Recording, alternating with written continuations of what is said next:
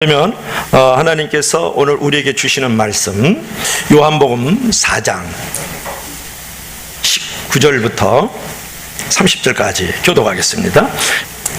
그 어느 날 이제 엄마하고 아빠가 주일을 맞이해서 교회 예배를 드리러 가요. 그러러 가니까 그 꼬맹이가 이제 아들이 딸랑딸랑 따라갑니다.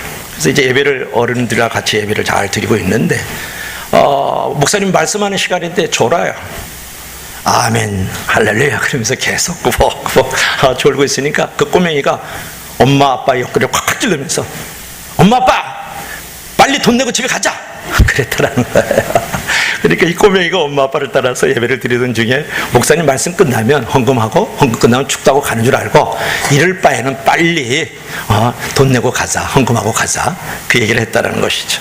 여러분, 예배 시간에 보면은 성도들 가운데 예배를 은혜 받는 시간이 아닌 견디는 시간으로 보내는 사람들이 너무 많이 있다라는 거예요. 은혜롭지 못한 예배자의 유형들이 있는데요, 첫째로는 부족한 잠을 교회에서 보충하는 수면파가 있어요. 수면파. 스스로 시계를 보는 초조파가 있고요, 옆사람과 계속 대화를 주고받고 이메일을 주고받고 문자를 주고받는 채팅파들이 있어요. 예배 시간 내내 주보만 읽고 또 읽는 주보파, 주사파들. 그 다음에 예배 시간 위에 가질 모임에 관심 있는 동아리파들이 있고요, 여섯 번째 설교 시간에 성경 읽기로 때우는 서당파가 있어요. 그렇게 성경 안 읽던 사람이 교회만 오면 성경을 뒤다보고 있단 말이죠. 그래서 서당파들. 또 설교 내용 따지려고 은혜를 까먹는 분석파들이 있고, 눈은 목사님을 보고 있지만 마음은 딴 데 가 있는, 즉 비둘기가 소나무 위에 있지만 마음은 콩밭에 가 있는 콩밭파, 그런 부분들. 목사님 복장에 지나치게 관심을 두는 패션파들이 있어요. 목사님 되게 검은 넥타이 보니까 영성이 죽었구만, 이렇게.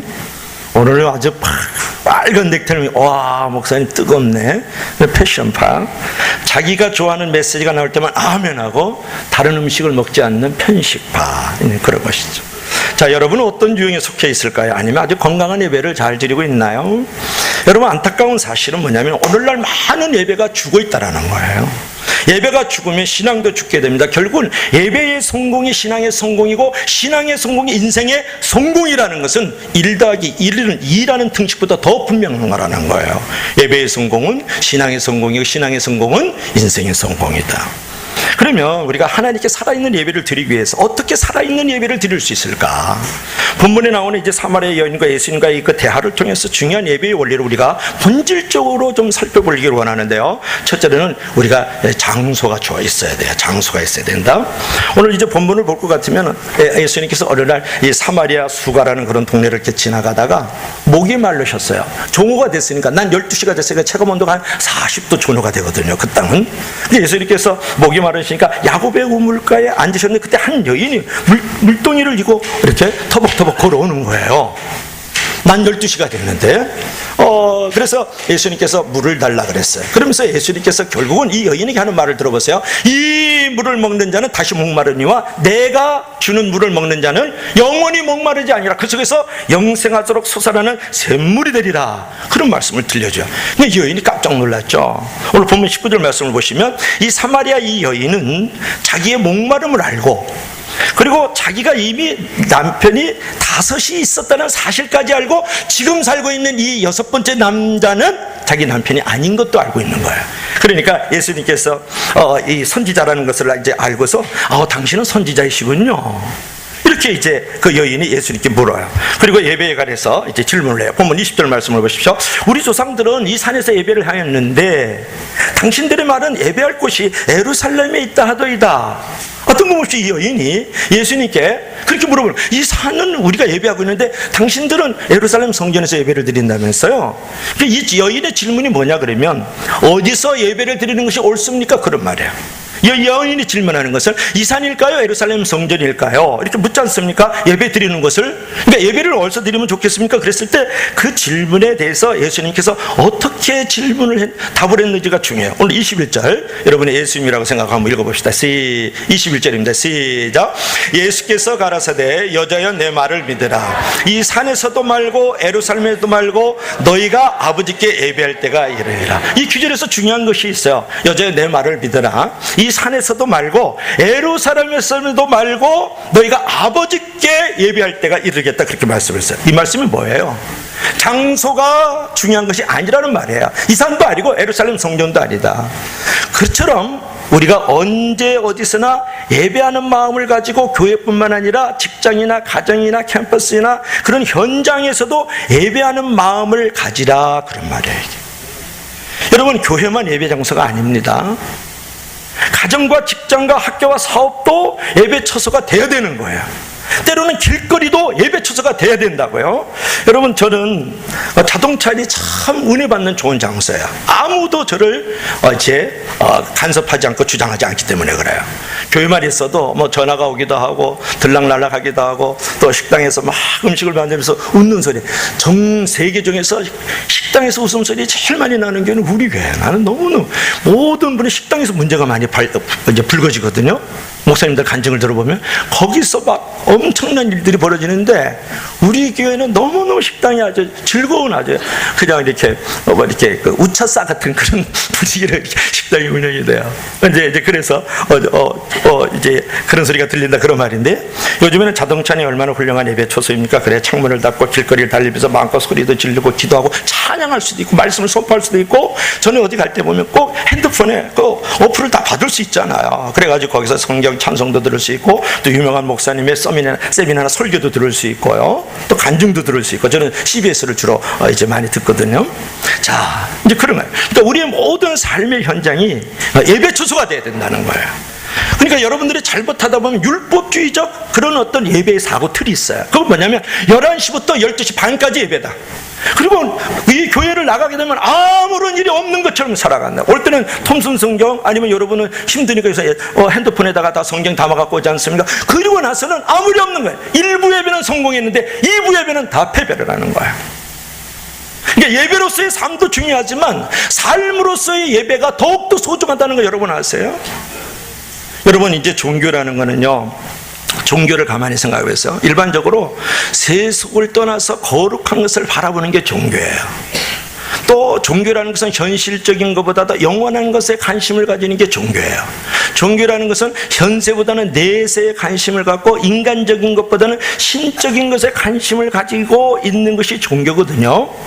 그러나 우리 기독교는 일반적인 종교하고 달라요. 기독교라는 것은 하나님이 사람이 되어서 세상에 내려오신 것이 핵심 메시지이기 때문에 세상에서 도피하는 종교가 아니라 세상의 문제를 근본적으로 해결하려는 종교가 기독교라는 거예요. 그래서 기독교적인 삶은 뭐냐면 인간과 세상의 역사 속에 파고 들어가는 삶이 되어야 된다는 거예요. 여러분, 누룩이요, 반죽 속에 섞여가면 전체 반죽을 이렇게 부풀게 하잖아요. 성도들은 세상 속에서 하나님의 뜻이 나타나도록 노력해서 세상을 사랑으로 부풀려야 되고 구원으로 부풀려야 되는 것이 우리 기독교인들이 가져야 될 자세거든요. 그러니까 세상을 떠나서 정결한 마음을 유지하는 것보다도 더 중요한 것은 세상 속에 들어가서 정결한 마음으로 사는 것이 더욱더 중요하다. 내가 있는 곳에서 예배자가 돼야 되고 내가 밟는 곳이 거룩한 땅이 돼야 돼요. 오늘 찬양을 제가 들어보니까 저하고 이 메시지가 같아요. 아무도 예배하지 않는 그곳에서 나는 예배하리라. 이제 그런 찬양. 아무도 찬양하지 않는 그곳에서 나는 찬양하리라. 내가 있는 그것이 거룩한 땅이 돼야 되고 내가 있는 곳에 그리스도의 향기가 넘쳐나야 된다. 이거 중요한 거예요. 여러분, 교회 와서 율법적으로 11시부터 12시 반까지 예배 드리고 나서 나의 삶 속에서 예배가 없다면, 내가 밟는 땅이 거룩한 것이 없다면, 내가 있는 곳에 그리스도의 향기가 없다면 그는 예배를 실패한 것이에요. 이제 예수께서 지금 하시는 말씀을 들어보세요. 이 산에서도 말고 예루살렘 성전에서도 아니다. 아버지께 예배할 때가 이리라. 이것이 중요해요. 이러면 물고기가요, 바닷물 속에 있지만은 살에 그 소금이 배이지 않고요, 흰 연꽃이요, 더러운 연못에서 살지만은 그 고귀함과 깨끗함을 잃지 않듯이 성도는 더러운 세상에 살면서 세상에 물들이지 않아야 돼요. 그것이 예배고, 그래서 예배가 중요한 거예요. 목욕한 사람도 발을 씻어야듯이 우리가 구원받은 성도도요, 항상 예배하는 삶을 통해서 세상의 죄악으로부터 자신을 지켜가야 됩니다. 그래서 예배라는 것은 자신을 지키는 것이고, 예배라는 것은 세상을 변화시키는 능력인 거예요. 그래서 우리는 분리주의가 아니에요. 제가 이제 다음 주에 되면 이제 필그림 하우스에서 2주 동안 하나님 앞에 좀 근신하는 시간을 갖기를 원하는데, 그것은 분리주의에 엄격하게 하면 그것만 있으면 안 된다고요. 예수께서 변화상에 올랐던 제자들 보고 여기서 그냥 초마스크 씻고 같이 삽시다 그랬더니 아니야, 동네로 내려가야 돼. 이거 중요한 거예요. 여러분, 우리는 분리주의가 아니에요. 우리 개혁주의예요. 우리 복음주의고 우리 은혜주의라고요. 그러니까 우리는 세상 속에서 분리돼서 사는 게 아니에요. 세상 속에 들어가서 세상 속에서 예배자의 삶이 되고 내가 밟는 땅이 거룩한 땅이 돼야 돼요. 그것이 바로 개혁주의. 그래서 우리는 리폼드 처치잖아요. 개혁주의. 그러니까 개혁하는 성도들이 돼야 된다. 그것이 진정한 예배라는 거예요. 여러분, 그처럼 주일에 교회 와서 신령과 진정으로 예배드리는 것도 중요하지만 세상에서 항상 예배하는 마음을 가지고 사는 것은 더욱더 중요한 것이다. 이 한 시간의 예배도 중요하지만 일부 예배, 2부 예배, 여러분의 가정으로 돌아가고 사업으로 돌아가고 직장으로 돌아가고 또는 사업처소로 돌아가고 캠퍼스로 돌아가서 그곳에서 예배로서의 삶도 중요하고 삶으로서의 예배를 거기서 만들어 가야 돼요. 그러니까 하나님을 아는 것도 중요하고 하나님 앞에서 사는 것도 중요한 것이죠. 하나님의 말씀도 중요하지만 삶 속에서 말씀이 체험화되도록 내가 적용하면서 실천하는 삶은 더욱더 소중한 거예요. 그게 진정한 메시지 아니겠어요? 그게 예배의 성공자들이 나오는 것이다. 이제 그런 부분이죠. 그 다음에 우리가 이제 이 장소의 개념도 예배의 장소 개념을 잘 가지라는 거예요. 두 번째는 우리가 시간을 잘 가져야 되는데, 예배에 성공하기 위해서는 여러분, 주일에 이제 1시간 예배하고 이제 세상에서 마음대로 사는 것은 참된 예배의 모습이 아니에요. 교회 와서는 찰떡 같은 신앙을 가지고 예배를 드리고 있는데 세상에 나가면 개떡 같은 신앙으로 살아가요. 여러분, 주일에 1시간 예배하고 그러고 나서는 아무런 일이 없는 것처럼 내가 밟는 곳곳마다 그렇게 살아가 불신이랑 똑같이 살아간다면 여러분, 이런 것들이 오늘날 돌로를 막고 있는 거잖아요. 교회에 대한 불신이잖아요. 아무개야, 너는 왜 주일날에만 그렇게 목에 힘을 주냐? 왜 주일날에만 이렇게 거룩하냐? 주께서 그렇게 묻지 않겠어요? 그 예배 시간만. 여러분, 이미 세상의 소금이고 세상의 빛이란 말이에요. 교회 안에서 거룩하고 순결할 필요 없다고요. 물론 그렇다 뭔가 막 살아라는 거 아니고 그런 거 아니에요. 여러분, 여기서 소금과 빛이 별로 중요하지 않아요.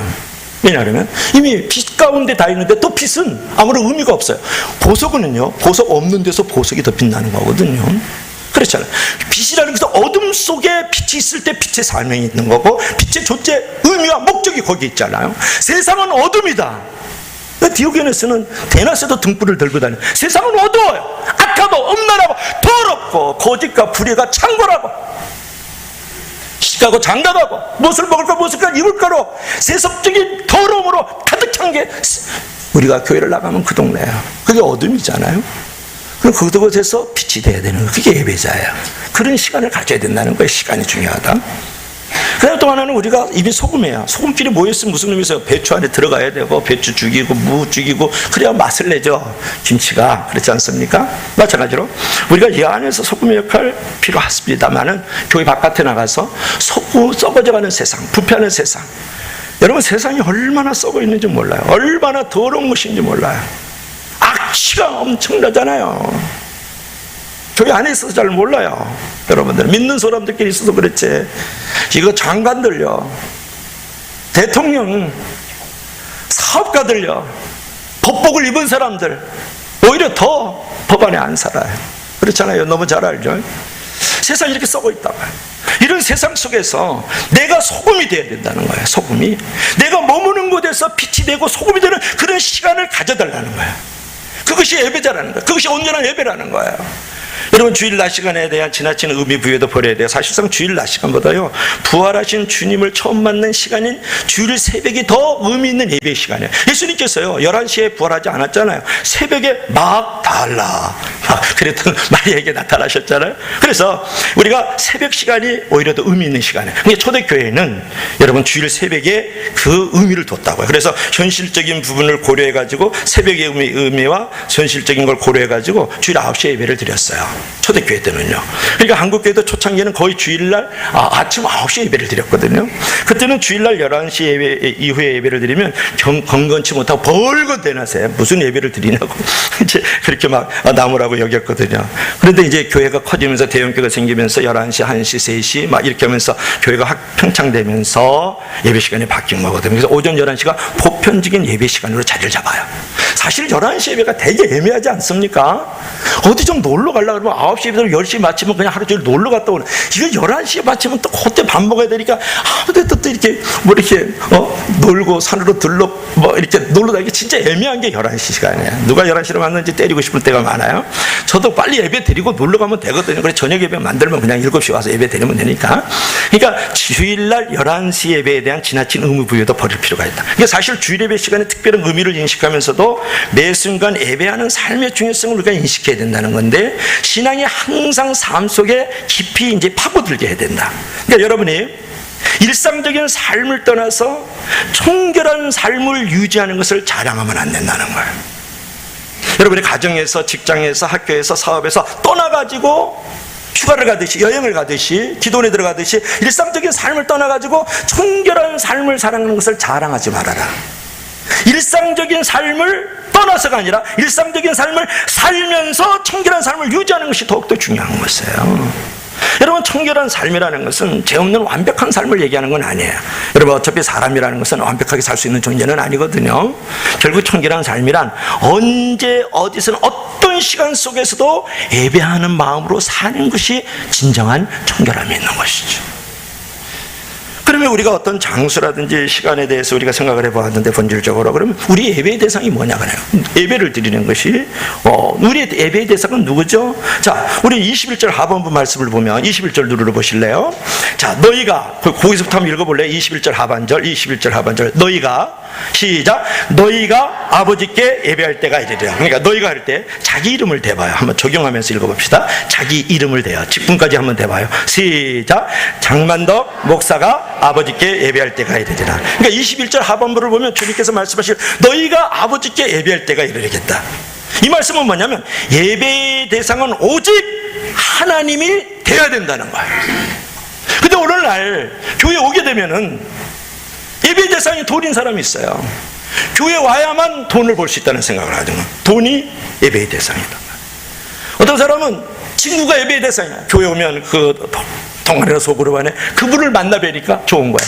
그래서 친구가 예배의 대상이 될 수가 있다. 어떤 사람은 교회 오면 목사님은 말씀 가운데 좋은 애화도 있고 또 이 시대를 살아갈 수 있는 정의가 분명히 있기 때문에 그 지식을 얻는다는 거야. 그 마음의 위로가 된다는 거야. 그럼 지식이 예배의 대상인 거죠. 그러니까 돈과 지식이라든지 사람의 그런 부분들의 권력이나 어떤 명예 같은 것들이, 또 그 안에 있는 어떤 프로그램들이 예배의 대상이 될 수 있다는 거야. 하나님이 될 수 있다. 유명한 그 설교가 가운데 한 사람이 헨리 비처라는 그런 목사님이 있어요. 헨리 비처.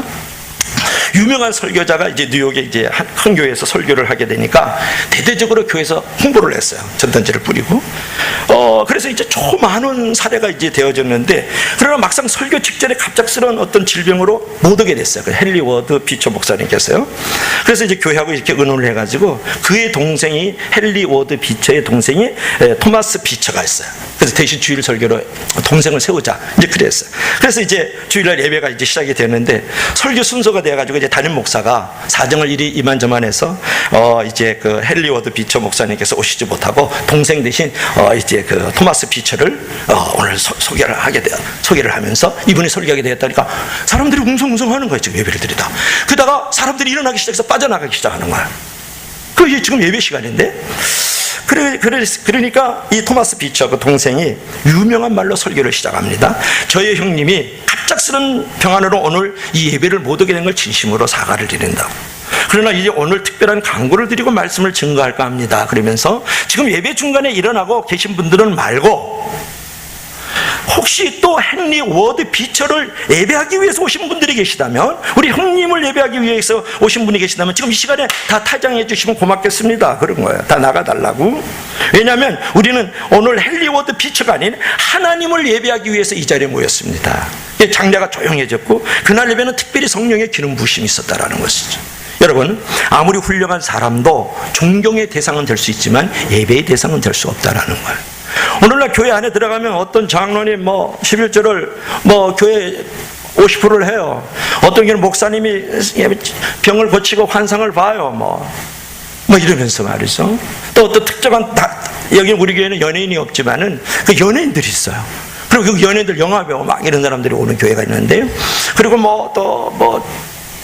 KBS 합창단에 솔로로 활동하고 거기서 지휘하는 사람이 우리 교회 지휘를 해요. 근데 영락교회 같은 경우에는 제가 거기에 4년 있었지 않습니까? 근데 거기에 그 찬양만 들으러 오는 사람들이 있어요. 너무 윤학원 씨라든지 그런 분들이 아주 지휘를 잘하니까. 그리고 수백 명이 딱 서서 찬양하고 솔로를 우리나라에서 제일 잘하는 솔로들이 와서 찬양을 딱 하니까 그거 들으러 오는 사람이 있어요. 그러면 사람을 예배하는 거고 사람이 하나님이고 찬양이 하나님인 거예요. 여러분, 사람을요 어떻게 온전히 신뢰할 수 있습니까? 어떤 사람이 영적으로 아주 높은 수준에 도달했다고 해도 언제나 그런 영적으로 파산할 수 있는 존재예요. 오직 하나님만 바라보고 하나님 앞에서 온전히 무릎을 꿇을 때 진리도 없고 하나님의 음성 듣고 하나님의 축복도 그때 오는 거예요. 덴마크 코펜하겐에 있는 한 교회에는 그 수활 스님 만든 유명한 예수님 동상이 있다 그래요. 그 동상이 그 밑에가 뭐라고 써요? 수고하고 무거운 짐진자들아 다 내게로 오라는 그런 초청하는 글귀가 있는 동상인데, 오늘 한 사람이 그 동상을 보며 중얼거렸어요. 지나가던 한 사람이 그렇게 유명한 동상이라고 해서 와봤더니 별거 없구만. 그래. 이제 잔뜩 실망한 절망한 표정을 짓고 있을 할 때 그 동상의 내력을 잘 아는 사람이 잘 아는 근처의 행인이 이렇게 말을 해주는 거예요. 선생님, 그 동상을 보려면 가까이 접근해서 그 앞에 무릎을 꿇고 올려다 보아야 그리스도의 얼굴이 보이고 하나님의 작품이 보여집니다. 그래요.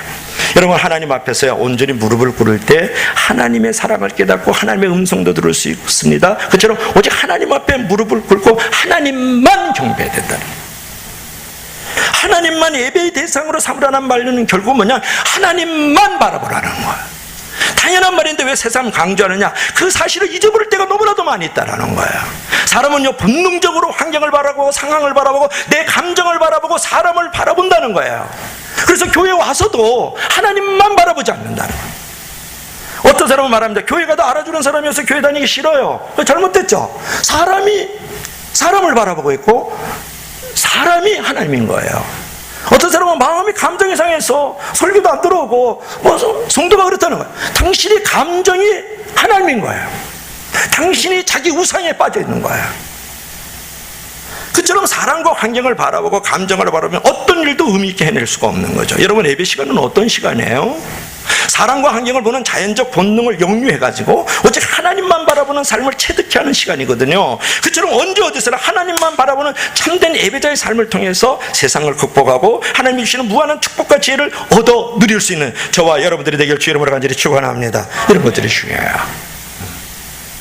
그런데 우리가 이제 하나님께 예배를 드렸다, 하나님만 예배를 드릴 때 우리에게 가져야 될 태도가 있어요. 자세가. 자, 22절 보지 말고 24절을 한번 읽어봐요. 여러분 또 길게 읽으면 힘들어하니까. 자, 24절 시작. 하나님은 영이시니 예배하는 자가 영과 진리로 예배할지니라. 아멘. 그래서 23절에도 영과 진리가 나옵니다. 너희는 알지 못하는 것을 예배하고, 22절에 우리는 아는 것을 예배하는 이는 구원이 유대인에게서 납니다. 아버지께 참으로 예배하는 자들을 신령과 진정으로 예배할지니 곧 이때는 아버지께서 이렇게 자기에게 예배하는 자들을 찾으시느냐, 그렇게 말씀했어요. 예배할 때 무엇으로 드리라고? 신령과 진정으로. 영어로 할까요? In spirit and in truth. 여러분, 어떤 예배든지 신령과 진정으로 드리는 예배가 좋은 예배라는 거예요. 그러면서 예수님께서 계속 말씀하시는데 24절 읽었죠. 하나님은 영이시니까 예배하는 자가 신령과 진정으로 예배할지니라. 이런 중요한 것은 신령과 진정으로 예배를 드려야 돼요. 그런데 그렇게 기도하고 그렇게 말씀을 듣고 있고 그렇게 암송을 하고 있는데 신령과 진정으로 예배드리는 것이 무엇입니까? 이제 이렇게 물어볼 때에 여러분이 영으로 진리예요. 신령과 진정만 해도 좀 어려운데 영과 진리로 예배를 드려야 되는데, 그것을 영과 진리로 예배 드리는 것이 무엇입니까? 이렇게 물어볼 때 여기에 대해서 분명한 답을 가질 수 있을까요? 우리가 성령으로 충만하여 말씀 안에 살 때 그 삶이 예배가 되어서 주께 영광을 돌릴 수 있는 것이 예배라는 거야. 다시, 우리가 성령으로 충만해서 말씀 안에 살 때 그 삶이 예배가 되어서 주께 영광 돌릴 수 있는 존재가 된다는 거야. 또 하나는 우리가 드리는 예배 가운데에서 성령 안에서 성령의 능력의 힘을 입어서 그리스도를 통하여 말씀 안에서 예배를 드릴 때에 하나님께서 이것을 연락해 주신다는 거예요. 성령은요, 우리가 드리는 예배를 더욱더 역정적으로 이렇게 예배를 드릴 수 있도록 도와주시거든요. 뿐만 아니라 우리의 속사람의 변화를 일으켜서 우리의 삶이 하나님 앞에 향기 나는 그런 예배가 될 수 있도록 도우세요. 실로 성령은 예배를 위하여 일하시는 분이거든요. 예수님을 예배하라, 하나님을 예배하라는 글은 있어도 성령님을 예배하라는 글은 없어요. 그런 말씀이 없단 말이에요. 성령님께서 우리의 예배를 드릴 수 있도록 우리를 보호해 주시고 은혜를 베풀어 주셔서 스승 같은 분이거든요. 우리와 함께 하시는 분이세요. 여러분, 이제 이러한 사실 속에서 우리가 영으로 진리로 예배를 드려야 된다. 이제 그것이 중요해요. 그러니까 성령으로 충만하여 말씀 안에서 살면서 하나님께로 나아갈 때 그것이 예배가 연락이 되고, 또 우리가 막상 삶의 현장에서 우리 예배당에 와서 예배를 드릴 때 성령의 능력에 힘입고 그리스도를 통하여 그 말씀 안에서 거하면서 하나님께로 나아갈 때 그 하나님께서 그 예배를 연락해 주신다는 거예요. 이게 중요한 거예요. 그게 바로 영으로 진리로 예배를 드리라. 그러면 우리가 이제 예배를 그렇게 영으로 진리로 드렸을 때 다가오는 그 결과가 있어요. 그 응답의 사건이 있는데 23절 하반부를 보십시오. 23절 한번 읽어봅시다.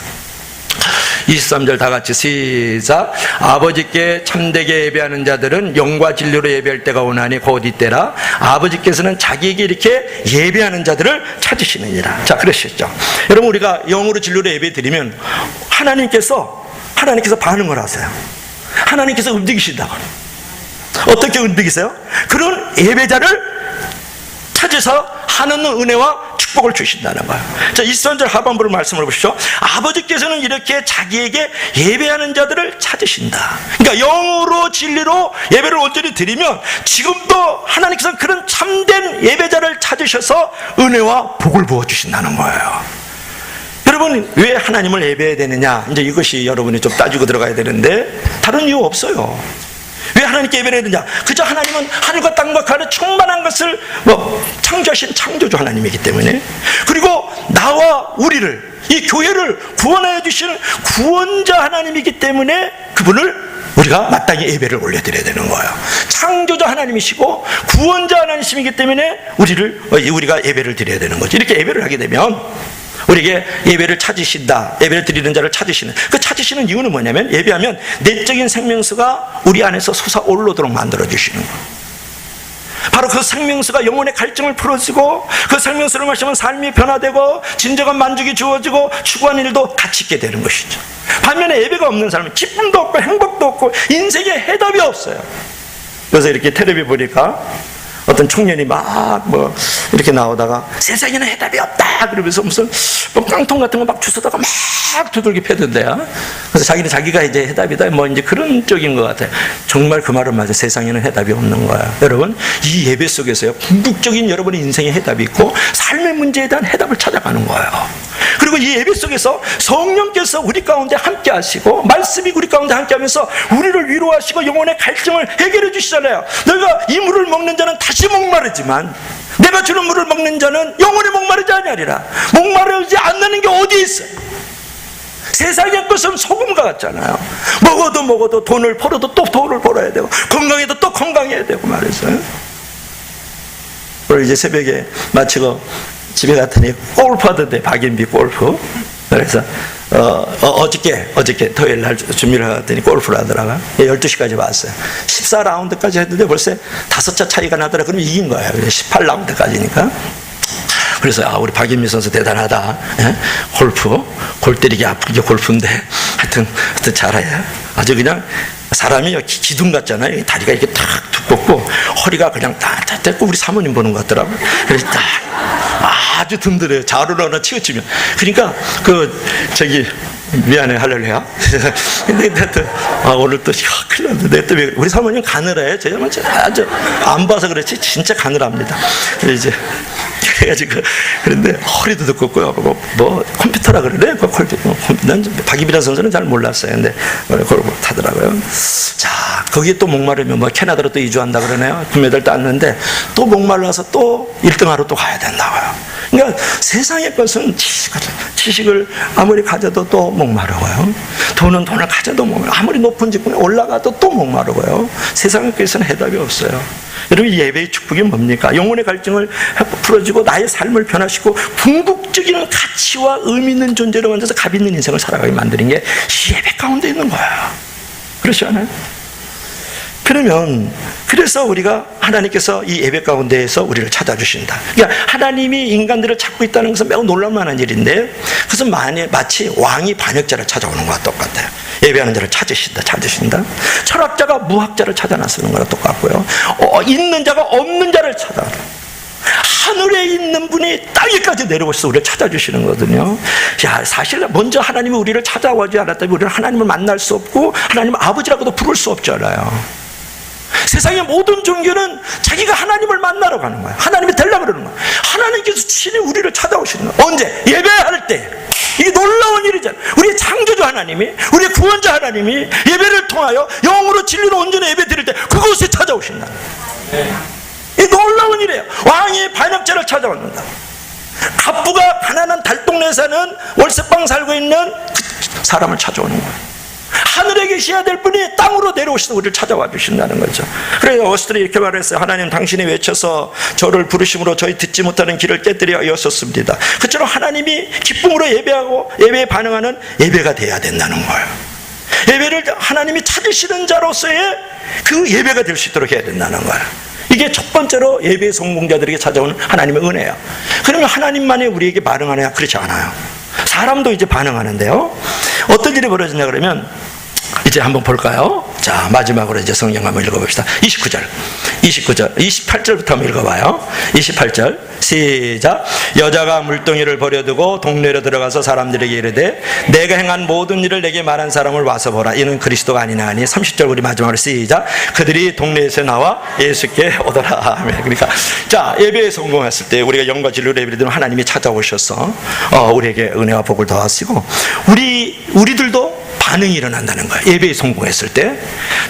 이제 예수님을 만난 여인이잖아요. 그리고 우물가에서 예수님을 만났죠. 그랬더니 그분이 메시아예요. 또 이건 히브리 말로, 헬라어로는 그리스도, 우리나라 말로는 구원자예요. 그러니까 예수 그리스도께서 이분이 하나님이세요. 이분이 메시아야. 그러니까 그분을 만나고 나서 이 여인이 동네로 들어가는 거예요. 이러면 이 여인이 어떤 여인인지 알아요? 창녀예요. 일종의. 여자까지 남편 다 갈아치우고요. 6번째 사는 남자는 남편이 아니에요, 이게 지금. 그러니 이 동네에서 사는 게 얼마나 부끄러워요. 그러니까 아주 벌건 대낮에 체감온도 40도 전후되는 그 땅에, 그래서 혼자서 물길로 오는 거거든. 누가 그 더운 날에 물길로 와요. 그래서 부끄러워서 몰래 도는데 그 부끄러운 동네를 부러운 존재가 되어서 뛰어들어가잖아요. 누가? 그 사마리아 여인이 말이에요. 들어가서 와보라, 그리스도가 계시다, 우리 구원자가 계시다고 그러는 거예요. 여러분, 그분은요, 예수님이 구원자임을 아셨어요. 그리고 예수님께서 예배의 대상임을 아셨어요. 예배의 대상임을 알고, 그리고 그분을 전도해야 된다는 것을 아는 거예요. 여러분, 신령과 진정으로 예배를 드리는 사람은요, 전도하는 반응으로 나타나요. 우리가 전도하는 것은 예배를 통해서 은혜 받고 있는 사람들이 전도를 하는 거예요. 그런 전도의 반응이 있는 여러분, 교회를 꿈꾸시를 주의 이름으로 간절히 축원합니다. 교회는 경건한 냉장고가 되면 안 돼요. 교회는 성도를 깨우는 부화기가 되고 예수님을 소개하는 복덕방이 돼야 되거든요. 오늘날 왜 교회에 부흥이 안 될까요? 왜 내 심령에 왜 이렇게 진정한 부흥이 없어요? 왜 내가 안 뜨겁냐고요?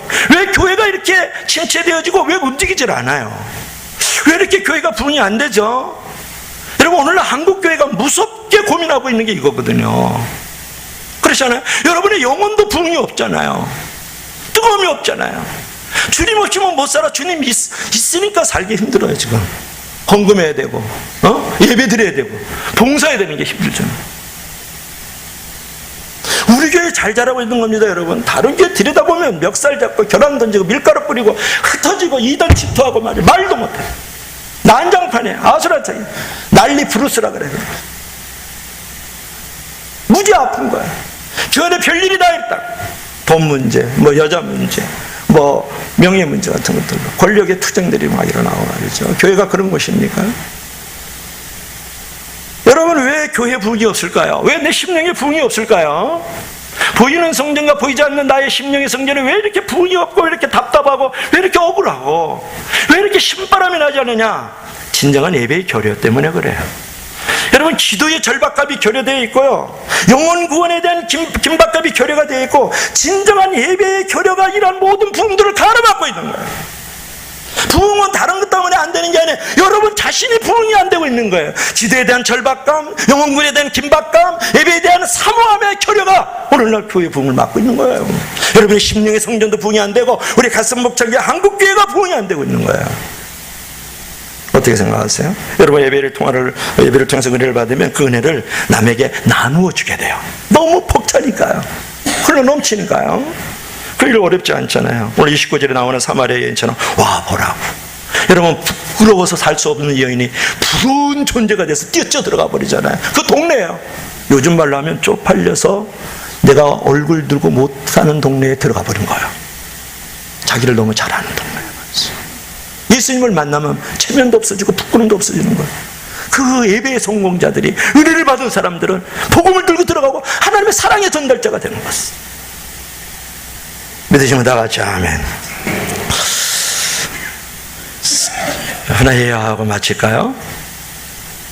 제2차 세계대전이 이제 발발했을 때, 이제 제형제국의 국민들은 깊은 절망과 불안과 그 두려움에 이제 사로잡히게 돼요. 전쟁에는 승산이 없다. 나치 독일이 우리나라를 점령해서 삼켜버리는 것은 시간 문제다. 이렇게 생각을 해요. 이런 상황 속에서 이 대영제국의 지도부는 선전포고를 하게 돼요. 이제 영국에서 독일을 대응해서 싸울 것이다 이렇게 한 거예요. 그때 수장이 되면 윈스턴 처칠, never give up, 포기하지 말라, 결단코 포기하지 말라. 제가 제일 좋아하는 영어 단어 중에 하나죠. 윈스턴 처칠이 성공의 목사로는 그 존경받는 윌리엄 템플, 그 템플상이 아직도 있습니다. 우리 한경정 목사님도 그 템플상 받았는데, 윌리엄 템플에게 대국민 연설을 부탁을 해요. 같은 날 대국민 메시지를 하면서 윌리엄 템플 목사가 이렇게 연설을 해요. 대영제국 국민 여러분, 지금은 우리가 하나님을 예배할 때입니다. 전쟁은 큰일이에요. 그러나 예배는 더 큰일입니다. 만약 우리 국민이 이와 같은 때에 진정 하나님을 예배할 수 있다면, 그리고 하나님을 바라보고 그 하나님이 우리와 함께 하는 것을 믿을 수 있다면 전쟁은 결코 큰일이 아닙니다. 그리고 우리는 등이 우리가 예배하는 하나님의 그 도우심으로써 우리가 이 전쟁을 승리할 것입니다. 전쟁은 큰일이 아닙니다. 예배가 더 큰일입니다. 메시지를 전파했어요. 그 이튿날 주일 영국의 모든 교회가 종을 울렸고, 교회마다 예배를 드리러 온 사람이 초많은 사례를 이루기 시작을 했어요. 그리고 과연 대영 제국은 치열한 이제 전선에서 버티고 견뎌냈고, 마침내 알 수 없는 승리를 거머쥐게 되었다. 이것이 예배의 영광이에요. 이것이 예배의 축복이라고. 지금도 하나님은 축복을 주시려고 정말 참된 예배자를 찾고 계시다. 우리도 신령과 진정으로, 즉 영으로 진리로 드리는 예배를 통해서 하나님을 찾지만, 하나님은 신령과 진정으로 드리는 예배에 반응함으로써 우리를 찾고 계시다는 거예요. 우리도 하나님을 찾아야 되지만 하나님께서도 우리를 지금 찾고 계시다는 거예요. 그래서 항상 신령과 진정으로 예배함으로써 하나님과 깊은 인격적 교제를 이루고 그 안에서 은혜와 축복을 받는 분들이 되기를 주의 이름으로 간절히 축원합니다. 그래서 진정한 예배를 다시 부활시키십시오. 그리고 모든 삶이 항상 예배의 삶이 되기를 주의 이름으로 간절히 축원합니다. 축원합니다.